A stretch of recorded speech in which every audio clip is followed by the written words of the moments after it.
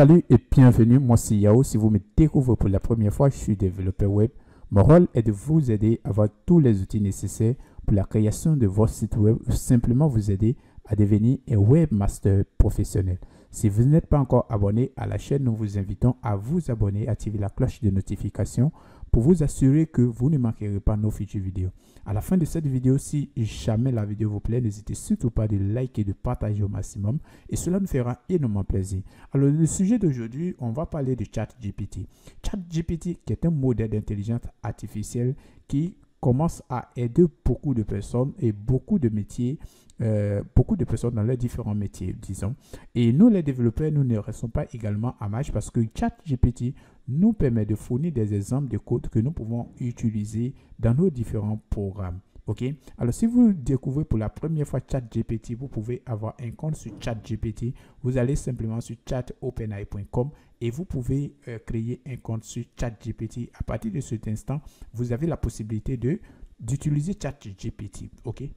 Alors, je ne fais pas cette vidéo uniquement pour vous parler des avantages de ChatGPT, mais pour vous parler également de la nouvelle mise à jour de ChatGPT qui impose des restrictions et également un plan d'abonnement. Alors, ce matin, je lance l'application ChatGPT, je me connecte à mon compte et là, je vois, boum, un petit message comme quoi ChatGPT is not available for your country Ivory Coast. Ce qui veut dire simplement que ChatGPT n'est pas disponible dans mon pays, la Côte d'Ivoire. Moi, je suis en Côte d'Ivoire. Alors, qu'est-ce que je fais? Je relance plusieurs fois l'application et je vois ce petit message comme quoi je dois créer un compte. Mais après, je me suis rendu compte que le message qui signale que je ne peux pas utiliser ChatGPT en Côte d'Ivoire a disparu. Donc, je ne sais pas pendant combien de temps ce message va persister pour certaines personnes ou bien jusqu'à quand ChatGPT va créer une restriction de façon générale pour certains pays. Pour le moment, j'arrive à l'utiliser. Alors toutefois, je voulais vous expliquer ce que moi j'utilise ChatGPT pour faire dans certains de mes programmes.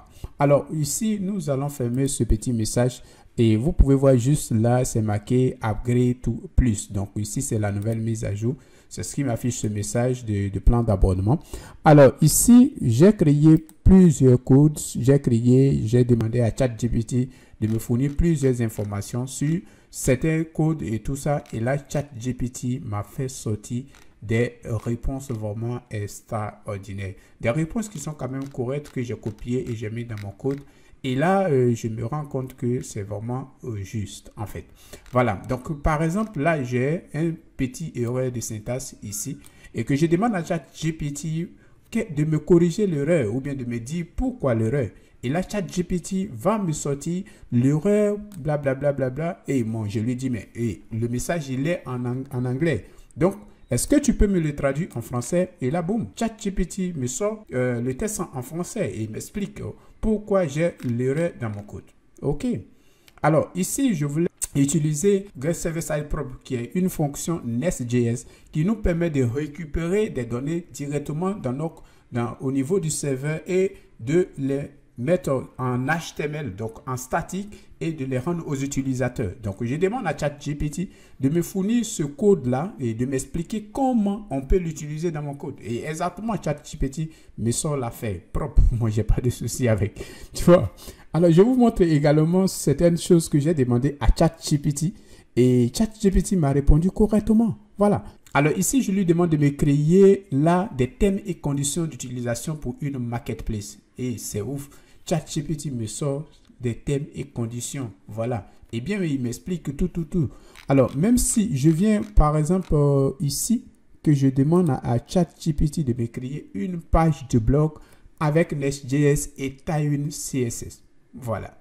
Je rappelle que c'est aussi très important que vous maîtrisiez ces codes-là avant toutefois de poser la question à ChatGPT. Parce que si vous ne maîtrisez pas ces codes et que vous posez la question à ChatGPT, c'est fou que peut-être que ce que ChatGPT va vous donner, voilà, vous n'allez pas pouvoir vous en servir pour faire grand chose.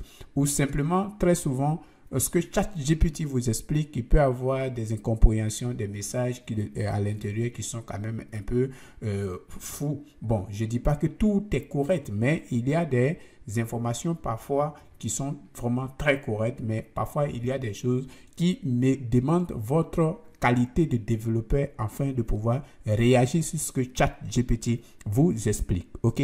Donc là, c'est vraiment très, très important pour vous. Vous pouvez utiliser pour créer des pages web. Donc, je dis bien des composants parce que moi, j'utilise, comme je vous l'ai dit, j'utilise Nest.js et là, j'utilise pour créer quelques composants. Donc, ces composants, je les utilise dans mon code, je les agence pour pouvoir faire une page complète. OK?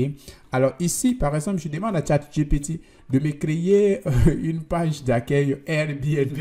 Et là, ChatGPT me dit que bon, lui, il est un modèle d'intelligence artificielle qui n'a pas la capacité de me créer une page entière avec Nest.js et Tailwind CSS, mais quand même, il peut me fournir un exemple de page. Et là, il me sort un exemple d'un composant. Voilà, il me sort un composant, un exemple que je peux utiliser.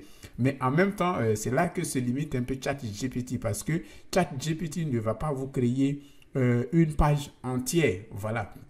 ChatGPT va vous créer quelques composants, quelques bouts de code que vous pouvez utiliser dans votre programme. Alors, c'est tout pour cette vidéo sur ChatGPT. J'espère que cela va vraiment vous aider. Et voilà, si vous n'êtes pas encore abonné à la chaîne, nous vous invitons à vous abonner, activer la cloche de notification pour vous assurer que vous ne manquerez pas nos futures vidéos. À la fin de cette vidéo, si la vidéo vous a plu, n'hésitez surtout pas de liker et de partager au maximum. Cela nous fera énormément plaisir. Sur ce, on se dit à très bientôt et bye bye, portez-vous bien.